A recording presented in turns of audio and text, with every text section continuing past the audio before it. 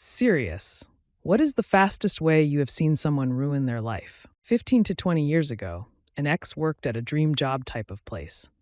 If you make it professionally in that field, this employer is the absolute peak. There is no better place to go. New guy started there, on ex's team, right out of university. His first day, he went to the company store and got all the gear with company's name on it, t-shirt, hat, socks, etc., and proudly put it all on. After work, team took the new guy out to drinks to celebrate his first day at dream job employer. New guy gets way too drunk, goes outside to smoke a cig, and then takes his penis out and presses it up against the bar's glass window. Penis man's new colleagues, all the bar's patrons, and all their staff see his dick. Ex closed out their tab and got drunk guy home.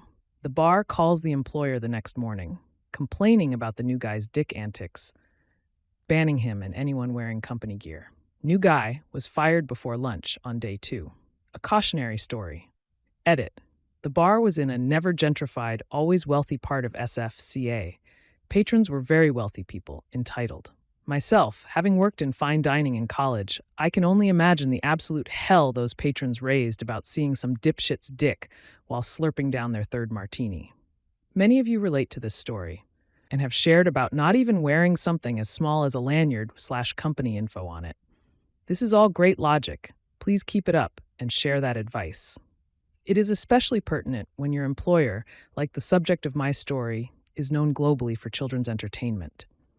Exposing yourself to anyone, let alone a bunch of connected rich assholes, is definitely not the move when Pixar signs your check. Dude I know won a $3 million settlement from being hit by a car, spent it all on heroin, and was dead within 3 years. Under 30 years old. Edit. Wow, this really blew up. To answer some of the questions I see in the thread, I don't think he got hooked on opioids due to the accident. This guy did a lot of weed and shrooms and occasionally coke even before the settlement. The money just allowed him to graduate to heroin. How'd he spend all that money? Sadly, he had a bunch of addict friends who he enabled. He'd treat them to free heroin at these lavish parties. A high school friend drove drunk and killed the local doctor of a small town. Last I heard, he was still in prison. I had a friend that had a promising career, got upset, and went into full road rage for a woman who forgot to turn her blinker on, and he slightly bumped her back bumper on the freeway, causing her to lose control and flipping over and killing the driver and her 2 daughters. Oddly, it was all caught on his car dash cam and a trucker with his own dash cam that was behind him.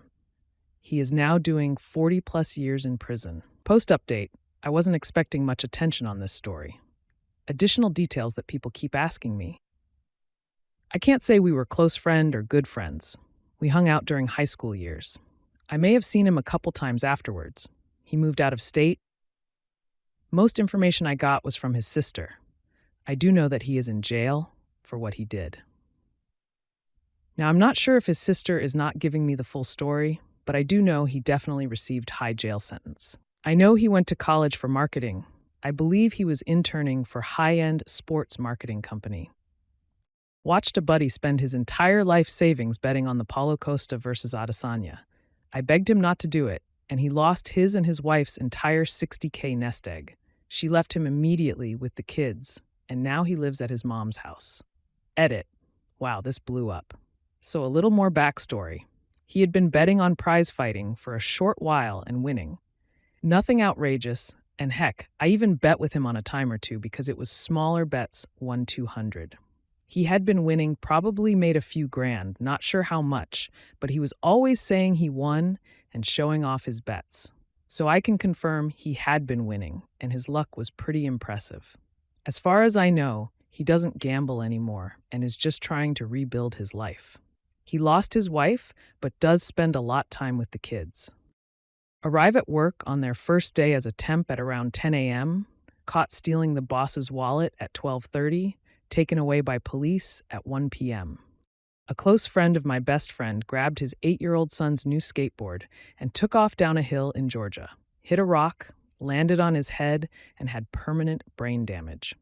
He lived years before he mercifully died, had to be restrained the whole time because the damage made him erratic and violent. Wear a helmet. My sister started doing meth and heroin. She went from super smart to completely dumb. By the age of 19, she was already a felon. No one in the family wants to help her anymore, because each time we tried, either sending her to rehab or tried getting her sober, she would just go back to it. Was supposed to go to college, but now she's 22 and stays at different people's houses and begs people for money. Completely cut me and everyone else off from her, because she thinks us trying to help her is us being jealous and not wanting her to be happy in life. Former friend of mine was arrested for soliciting an 11-yo for sexual favors online and traveling across state to meet her. I never expected him to do that. His girlfriend at the time asked if I wanted to be a character witness, and I noped out before she finished her sentence. Judge made an example out of him and sentenced him to life. Apparently, it wasn't his first SA offense. I can't believe she even stuck around to even consider looking for people to testify on his behalf. Edit. He got the girl to do stuff to him in his car. He was only caught after her friends saw pictures of her boyfriend and realized he was way too old to be an 11-yo's boyfriend and told the girl's mother. He was 31 when he was sentenced. My daughter's boyfriend, July 4th, 2023, hopped in his car, blackout drunk, to come see my daughter. DUI and hit and run. He is just about to begin a painful, life-altering process. Watched a guy gamble $30 away in a night and then cried about losing his life savings, and security had to get involved and escort him out because he started to get angry at the dealers because all they could offer him was free night stays at the hotel for playing so much. But he wanted free play at the tables/slots, and they refused. A senior girl from my college pushed another girl she was friends with off a 30-foot bridge into water as a joke, broke her neck and collarbone, and she's permanently in a wheelchair. Edit. Holy shit, this blew up while I was asleep. I'll answer some questions. 1. I got feet and meters mixed up only around 30-foot drop. 2. 2 days in hospital for her friend. 2 days in jail for the girl who pushed her.